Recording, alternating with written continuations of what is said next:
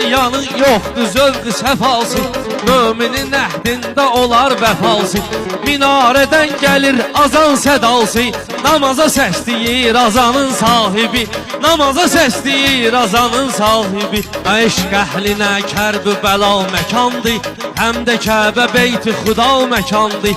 Allahın bir ismi də la məkandır, hər diyarın hər məkanın sahibi, hər diyarın hər məkanın sahibi. Mərifət əhlinin alidir halı, Peyğəmbərin nur çiliyib saqqalı, olubdur belində nübüvvət xalı. Odur o mübarək nişanın sahibi, odur o mübarək nişanın sahibi. Kərbəlada əsdi həzin küləklər, Rüqəyyaya ağlayırdı mələklər. O dəm gəlib dilə dedi ürəklər, kimdir bu ahın fəqanın sahibi, kimdir bu ahın fəqanın sahibi?